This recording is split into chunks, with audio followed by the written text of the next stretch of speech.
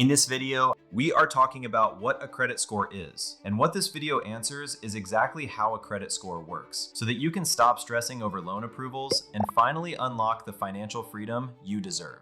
Let's get into it. Before we dive deep, here is a quick outline of what we'll cover today. What a credit score actually is, and why the system exists in the first place. The secret formula, exactly how your score is calculated. The biggest myths that are secretly tanking your credit. Actionable steps you can take today to build or rebuild your score fast. Okay, let's start with the basics. The financial report card. What is a credit score? Think of your credit score like your high school GPA, but for adults with money. It is a 3-digit number, usually ranging from 300 to 850, that tells lenders how likely you are to pay back money you borrow. When you apply for a credit card, an apartment lease, a car loan, or a mortgage, the person on the other side is looking at this number to judge your financial trustworthiness. If your score is low, they see you as a high risk. This means they might deny you completely, or if they do approve you, they will slap you with sky-high interest rates. It is incredibly frustrating to know you have the cash flow to afford a car, but get turned down just because a computer algorithm says your number is too low. On the flip side, a high credit score is your golden ticket. It unlocks lower interest rates, better rewards cards, and massive savings over your lifetime. You'll usually hear about a FICO score. FICO stands for Fair Isaac Corporation, which is just the data analytics company that created the most popular scoring model. There's also VantageScore, which was created by the 3 major credit bureaus, Equifax, Experian, and TransUnion. The bureaus are simply the companies that collect and store your financial data. But just knowing what a score is won't help you raise it. You need to know the math behind it. I'm going to break down the exact percentages that make up your score in just a second, so stick around because this next part is the master key to the whole system. The secret formula, how your credit score is calculated. All right, now let's look under the hood. Your credit score isn't just a random number pulled out of thin air. It is calculated using 5 specific categories, and understanding these is how you win the game. First, payment history. This is the big one. It makes up 35% of your total score. Have you paid your past credit accounts on time? Even one missed payment can completely tank your score. Consistency is everything here. Second is amounts owed, which makes up 30%. In the finance world, we call this your credit utilization ratio. That's just a fancy term for the amount of credit you are currently using compared to the total limit you have available. So if you have a credit card with a $10,000 limit and you spend $3,000 on it, your utilization ratio is 30%. Lenders get really nervous when you max out your cards because it makes you look desperate for cash.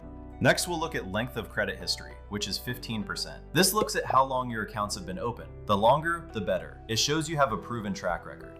Then we have new credit at 10%. If you apply for 5 new credit cards in 1 week, lenders panic. It looks like you're about to go on a massive spending spree you can't afford. And finally, credit mix at 10%. Lenders like to see that you can handle different types of debt, like revolving credit, which are your credit cards, and installment loans, like a car loan or a student loan.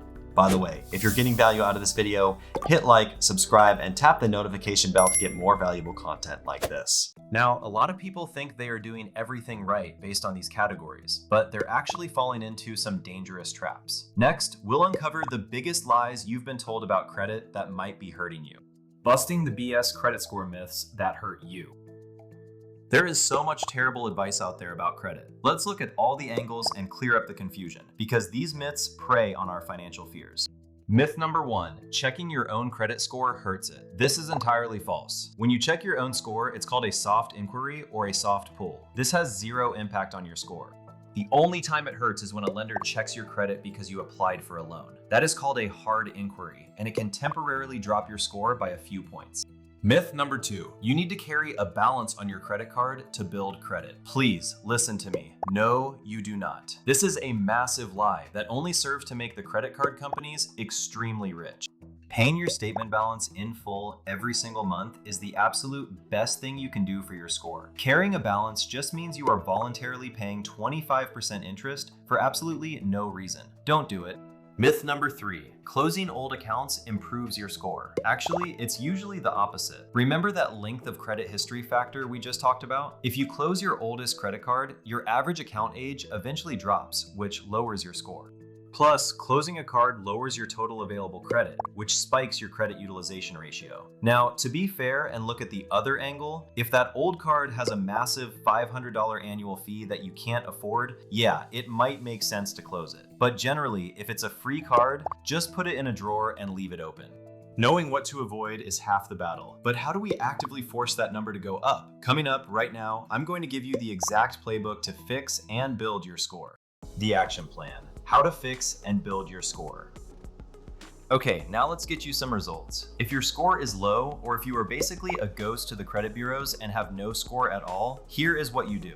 First, set up autopay for the minimum balance on every single account you have. Missing a payment is the fastest way to destroy your credit. Automate it so you never even have to think about it. Second, keep your credit utilization below 30%. But if you want the absolute highest score possible, keep it below 10%. If you are currently maxed out, your primary mission is to pay down that debt. Alternatively, you can call your credit card company and ask for a credit limit increase. If they raise your limit and your balance stays the same, your utilization ratio instantly drops. Third, check your actual credit reports for errors. You'd be shocked at how many people have a low score simply because someone else's missed payment accidentally ended up on their report. If you see something wrong, you can file a dispute, which means you formally ask the credit bureau to investigate and remove the error. If you have zero credit, look into a secured credit card. This is a card where you put down a cash deposit, say $200, and that becomes your credit limit. It's a safe way for banks to lend to beginners, and it helps you build a positive payment history. So let's wrap this up and look at what this all means for you. Here is a summary of exactly what we covered today. A credit score is the financial report card lenders use to decide if they will give you a loan and at what interest rate. Your score is mostly driven by your payment history and how much of your available credit you are using. Checking your own credit does not hurt your score, and carrying a balance does not help it. You have the power to fix your score by paying on time, keeping balances low, and disputing errors on your report.